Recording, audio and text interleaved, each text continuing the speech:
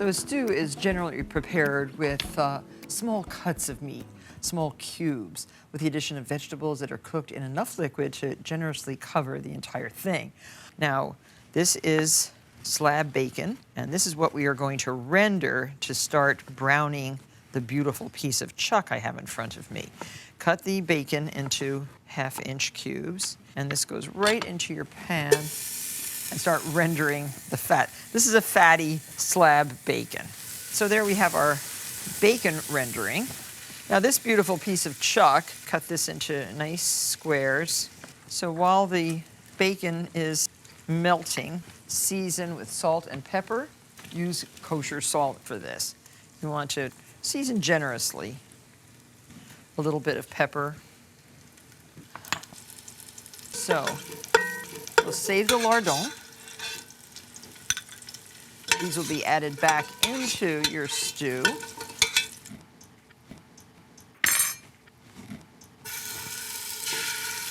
And now just put your salted, peppered meat in the fat. You do not want to crowd the pan.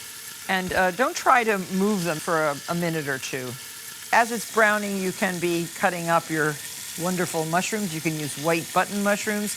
You could use shiitakes, but very nice bunch of mushrooms, 2 ounces of mushrooms, and some yellow onions cut up. 1 medium large onion peeled and cut into squares, and 4 cloves of peeled, finely minced garlic.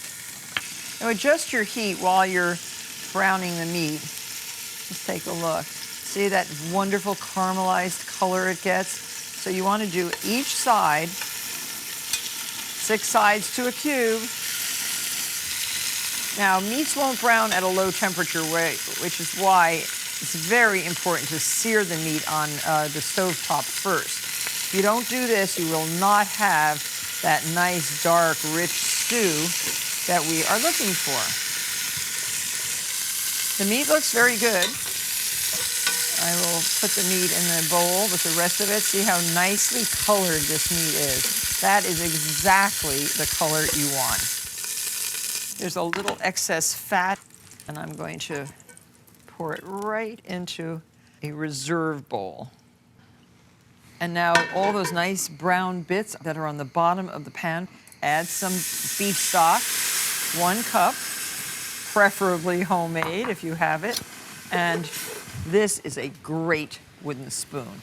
Has a flat bottom. In just a few strokes, releases all that stuff from the bottom of the pan. Try to find one of these if you can. Very good spoon to have. Okay, so now this liquid goes right over the meat. And look at the pan. Nothing in there. It's almost clean. So to this, on low heat, add a couple tablespoons of olive oil. I like to add the onions first. Cook until translucent. That takes about 3 minutes. Now you can add also 4 cloves of garlic finely minced. If you don't like garlic, you can omit the garlic in this stew. And now you can add your mushrooms, cleaned and cut in half, stems removed. And cook this for, just about 2 minutes, just until they start to soften. So there, the mushrooms are soft, the onions have a nice color, and they are nicely translucent, and it's time to thicken the stew. And we do this by adding 2 tablespoons of flour, all-purpose flour. Sprinkle it over your onions and mushrooms, and stir that around. You must cook that flour to make it palatable. So we're cooking it over low-medium heat, and for added flavor, a tablespoon of Dijon mustard. This adds just a little bit more flavor. And it smells very good. And now you see that the bottom of the pan has, again, accumulated some brown bits. The flour has made everything a little bit sticky. We're going to add 2 cups of beef stock. and stir this around. Now, here goes the meat. Boy, does that look good. And now, red wine, 2 cups. And now add a few sprigs of thyme and 2 bay leaves. Submerge them in the liquid.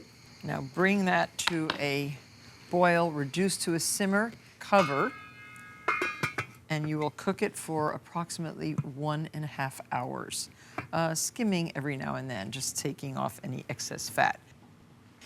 So, oh yes. Now look how much reduction has taken place. And the beef is beautiful, the mushrooms are tender. Now is time to add 1 pound of fingerling potatoes or Yukon Gold cut in half. These have to cook for another 25 minutes. So this is at the end of an hour and a half where the meat is very tender. You're adding the potatoes. Now make sure we submerge those in the gravy. Really beautiful. And about 12 ounces or so of cipollini onions. These have been blanched and peeled. You can also use pearl onions, red or white. Cover again, and in approximately 25 minutes, the potatoes will be done. Check after about 20, just to make sure. Well, here's the stew. It looks good, and it is ready to serve. Look at the color. The meat is not falling apart, and yet it is totally fork tender. So beautiful. I think it's very nice. Oh, stir in the lardon.